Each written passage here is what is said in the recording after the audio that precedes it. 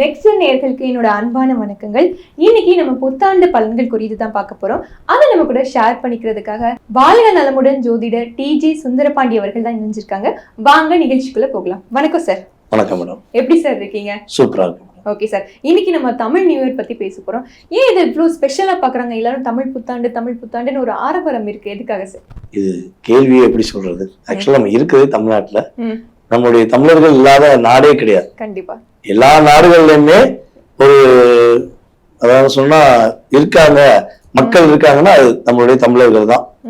அதாவது உலகத்தில் அத்தனை நாடுகளிலும் இருக்கக்கூடிய நபர்கள் நம்மளுடைய தமிழர்கள். ஏன் நம்ம தமிழர்கள் இருக்காங்கன்னா, தமிழர்கள் எந்த இடத்திலும் அன்பின் மூலமாக ஈர்க்கப்படக்கூடியவர். அன்பின் மூலமா? ஆமா, தமிழர்கள்னாலே அன்பு, அக்கறை, ஒரு உழைப்பு எல்லாமே கலந்துதான் நம்மளுடைய தமிழர்கள். சோ அப்படிப்பட்ட தமிழர்கள் ஆகிய நம்ம எப்போதுமே பாத்தீங்கன்னா தமிழ் புத்தாண்டுனாலே ஆட்டோமேட்டிக்கா ஒரு எனர்ஜி கிடைக்கும். அது கிரியேட் ஆயிரும். ஆமா, ஆட்டோமேட்டிக் எனர்ஜி. ஏன்னா நவகிரகத்தின் நாயகன் என்று சொல்லக்கூடிய நம்முடைய சூரிய பகவான் மேஷ ராசிக்குள்ள, அதாவது காலசக்கரத்துக்கு முதலிடம் மேஷ ராசி, நம்முடைய மேஷ ராசிக்குள்ள சூரியன் நுழையும் காலமே சித்திரை மாதம் தமிழ் புத்தாண்டு. அதாவது நம்ம ஆங்கில புத்தாண்டு, ஆங்கில தேதிகள் நம்ம என்னதான் பயன்படுத்தினாலும் தமிழ் புத்தாண்டு கொண்டாடுகின்ற ஒரு கொண்டாட்டமே சிறப்பு. அந்த மரபு ஆமா, அந்த மரபணு தானே சொல்றாங்க. எங்க எப்படி இருந்தாலும் மரபணு சோதனை தான் எங்குமே நடக்குது. அந்த மரபணு கூடிய விஷயங்கள் தமிழ் புத்தாண்டு நம்மளுடைய எனர்ஜி பவர். அதான் சூரியன் அங்கதான் உச்சம் அடைகிறான். அப்ப நவகிரக நாயகனுக்கே தமிழ் புத்தாண்டு பிடிச்சிருக்கு. அதனாலதான் என்ன பண்றோம், சித்திரை மாதத்தை நம்ம தமிழ் புத்தாண்டா கொண்டாடி இருக்கோம். சோ இந்த புத்தாண்டு என்பது நம்முடைய நேயர்கள் அனைவருக்குமே, உலகெங்கும் இருக்கின்ற நம்முடைய நேயர்கள் அனைவருக்குமே புத்துணர்ச்சியும் மகிழ்ச்சியும் இருக்கக்கூடிய ஒரு சிறந்த ஆண்டாக உறுதியா இருக்கும். கண்டிப்பா சார். மிதுன ராசினியர்கள் பத்தி பேச போறோம் சார். அவங்களுக்கு இந்த புத்தாண்டு எந்த மாதிரி விஷயங்கள்ல இருந்து, இல்ல ஒரு மோச்சனம் அது மாதிரிலாம் சொல்லுவாங்களே, விட்டு விடுபட்டுருவீங்க அப்படின்னா என்னெல்லாம் சார் சொல்வீங்க? பொதுவாக பாத்தீங்கன்னா மிதுன ராசிக்காரங்க தனக்காக வாழாம, அதாவது தன்னுடைய வாழ்க்கையில சிந்தனைகள் எல்லாமே மற்றவர்களுக்காக சிந்திச்சு செயலிழந்து விட்டாங்க அப்படின்னு தான் சொல்லணும். சோ அப்படிப்பட்ட சிந்தனையாளர்களுக்கு இந்த தமிழ் புத்தாண்டு ஒரு சிறப்பான வருடமாக இருக்க போகுது. ஃபர்ஸ்ட் விஷயம், பெஸ்டான விஷயம் அப்படின்னா, இவங்க வேலை இழந்த, அதாவது கிட்டத்தட்ட ஒரு 2.5 வருட காலங்கள்ல வேலை இழக்க வேண்டிய சூழ்நிலை, இப்போ ஒரு கரண்ட் பொசிஷன் கூட வேலை இழக்க வேண்டிய சூழ்நிலை நம்முடைய மிதுன ராசிக்காரங்களுக்கு அதிகமா ஏற்பட்டது. சோ வேலை இழந்தவர்களுக்கு வேலை வாய்ப்பு உறுதியா உண்டு. வேலை தேடி கொண்டிருப்பவர்களுக்கு உறுதியா வேலை கிடைக்கும். சோ இவங்க நிறைய அப்ளிகேஷன் கொடுத்திருப்பாங்க, எதுக்காண்டி ரிஜெக்ட் ஆகவே தெரியாது. சோ அப்படிப்பட்ட சூழ்நிலையில இப்ப அவங்களுக்கு வேலை வாய்ப்பு கிடைக்கக்கூடிய பாக்கியம் உறுதியா உண்டு. சோ அதுக்கு அடுத்து பாத்தீங்கன்னா, கடன் பிரச்சனை சிக்கி தவிக்கிற நம்முடைய மிதுன ராசிக்காரங்க கடன் பிரச்சனை வெளியே வரப்போம். கடன் பிரச்சனை, அம்மா சாமி எல்லாம் முடியல, ஆமா எப்பா என்னால முடியலப்பா அப்படின்னு ஃபீல் பண்ற நம்மளுடைய மிதுன ராசிக்காரங்க கடன் பிரச்சனை மீண்டு ஒரு சந்தோஷம் அடையக்கூடிய பாக்கியம் கிரக ரீதியா ஏற்படுது. அதுக்கப்புறம் வம்பு வழக்கு பிரச்சனை, கோர்ட்டு வழக்கு பிரச்சனை, இதெல்லாம் இவங்க மூலமா வந்தது கிடையாது. மத்தவங்களுக்கு போய் ஹெல்ப் பண்ண போய், இந்த மச்சான் வாடா மச்சான் எனக்கு ஒரு பிரச்சனை வாடா, 3 மணி வேணா கூப்பிட, இவங்க ஓடோடி போய் ஹெல்ப் பண்ண, கடைசியா அந்த கேஸ் இவங்க மேல வந்திருக்கும். சோ இப்படிதான் நிறைய எக்ஸாம்பிள் சொல்றேன். இதே மாதிரிதான் இவங்க செய்யாத விஷயங்களுக்கு இவங்க மேல வீண் பழி சுமத்தி இவங்க மனதார கஷ்டப்படுறாங்க, இல்ல மற்றவங்க முன்னாடி அவமானப்பட்டாங்க அப்படின்னா அந்த நிலை மாறி இவங்களுடைய நிலையான தன்மையை மற்றவங்க எல்லாம் புரிஞ்சு இவங்க மேல வீண் பலி சரி செய்யப்படும் என்பது உண்மை. ஓகே சார், இவங்க எந்த மாதிரி காரியங்களை கவனமா இருக்கணும்னு சொல்வீங்க, கேர்ஃபுல்லா ஹேண்டில் பண்ணணும்? பொதுவாகவே பாத்தீங்கன்னா இவங்களுடைய ராசிக்கு 3ஆம் இடத்துல கேது உட்கார்ந்து இருக்கார். அதே போல பாத்தீங்கன்னா சனி பகவான் ராசிக்கு 10ஆம் இடத்துல இருக்கார். அப்ப இவங்க எடுக்கிற முயற்சிகளை பல தடைகள் வந்தாலும் இவங்க முயற்சி எடுக்கிறது விடுறது கிடையாது. ஆனா முயற்சி எடுக்கும் போது யார்ட்டையும் சொல்லிட்டு செய்யக்கூடாது. நான் இந்த பிளான் செய்ய போறேன், நான் இந்த விஷயத்த செய்ய போறேன்னு சொல்லிட்டு செய்யக்கூடாது. சொல்லிட்டு செஞ்சாலும் அந்த இடத்துல தோல்வியை சந்திச்சுறாங்க. அப்ப செஞ்சு முடிச்ச பிறகு மத்தவங்க புரிஞ்சுக்கட்டும், உங்களுடைய வேலையை நீங்க கவனமா செய்யுங்க, உங்களுடைய தொழில நீங்க கவனம் செலுத்துங்க. எல்லாமே செயல்ல இருக்கணும். ஆமா, செயல சொல்ல இருக்கவே கூடாது. அது சொல்லிட்டு செய்யவே கூடாது. சொன்னா செய்வாங்க, ஆனா பல தடைகளை சந்திக்க வேண்டியது.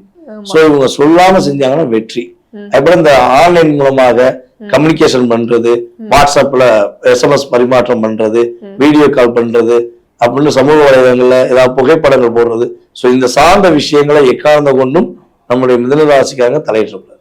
தலையிட்டாங்கன்னா நிறைய சிக்கல்களை, நிறைய பிரச்சனைகளை, எதிர்மறையான விஷயங்களை சந்திக்க வேண்டியும். இவங்க கரெக்டா இருந்தாலும் அதை தவற சித்தரிக்கக்கூடிய நிறைய ஆப்பு வந்துருச்சு. சோ மாட்டிக்க கூடாதுங்கிறக்காண்டி இதை ஃபர்ஸ்ட் ஃபாலோ பண்ணணும்.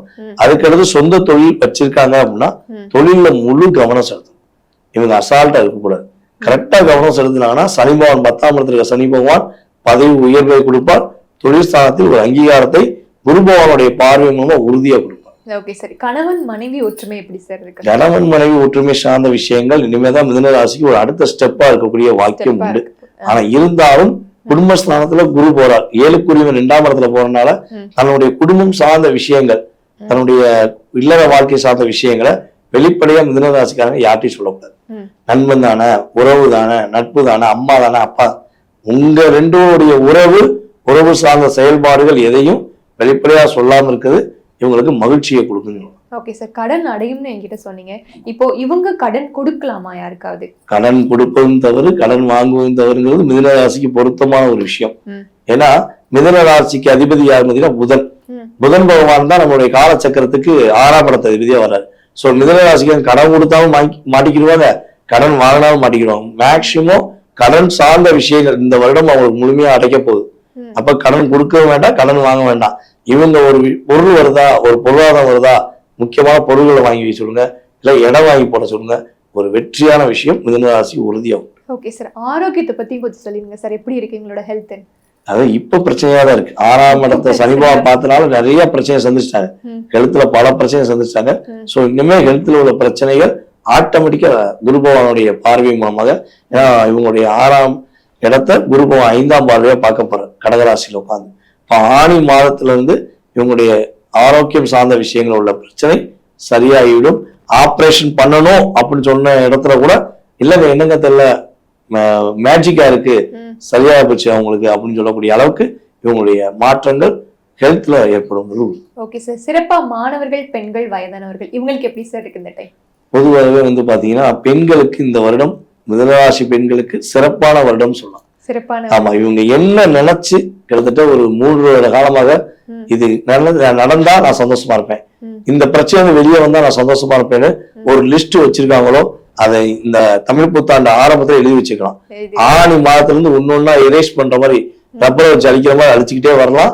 ஆட்டோமேட்டிக்கா இறைவனுடைய அருளாலும் இவங்களுடைய நாயகன் என்று சொல்லக்கூடிய புதன் பகவானுடைய ஆசீர்வாதம் மூலமாக சிறப்பா இருப்பாங்க. குரு அதுக்கு உறுதுணையா இருப்பார். மிதுன ராசி நேயர்களுக்கான வாழ்வியல் பரிகாரம் சொல்லிருங்க. மிதுன ராசி என்பவர்களுக்கு பாத்தீங்கன்னா 3ஆம் இடத்துல கேது கிட்டத்தட்ட ஒரு கார்த்திகை மாதம் வரை அங்கதான் இருப்பார். சோ அப்ப 3ஆம் இடங்கிறது பாத்தீங்கன்னா நம்மளுடைய கம்யூனிகேஷன் சம்பந்தப்பட்டது, இவங்களை விட வயது குறைந்த உறவுகள் சம்பந்தப்பட்ட விஷயங்கள். சோ அப்ப இவங்க சிறு குழந்தைகளுக்கு நோட்டு புக்கு வாங்கி கொடுக்குறது, இவங்களுடைய படிப்பு சம்பந்தப்பட்ட விஷயங்களுக்கு இவங்க என்ன உதவி செய்யறாங்களோ அந்த உதவி இவங்க லைஃப்ல பெரிய மாற்றத்தை கொடுக்கக்கூடிய ஒரு மிகப்பெரிய செயல்பாடா ஃபர்ஸ்ட் இருக்கும். அதுக்கடுத்து இவங்க எந்த இடத்துல தொழில் வச்சிருக்காங்களோ, எந்த இடத்துல வேலை பார்க்காங்களோ அந்த இடம் சார்ந்த பகுதிகளில் ஊனமற்றவர்கள் என்று சொல்லக்கூடிய நம்மளுடைய மாற்றுத்திறனாளிகள் யாராச்சும் இருக்காங்கன்னா அவங்களுக்கு இவங்களா முடிஞ்சது மாசத்துக்கு ஒரு சின்ன செலவுக்கு அவங்க சாப்பாடு சார்ந்த விஷயங்களுக்கு உதவி செஞ்சா மிதுன ராசிக்காரங்க அற்புதமா இருப்பாங்க. இந்த தமிழ் புத்தாண்டுல இருந்து சிறப்பா இருப்பாங்கன்னு சொல்லலாம். கண்டிப்பா சார், நீங்க சொன்ன வாழ்வியல் பரிகாரம் கேட்கும்போது ரொம்ப அருமையா இருக்கு. நன்றி சார். நன்றி அம்மா.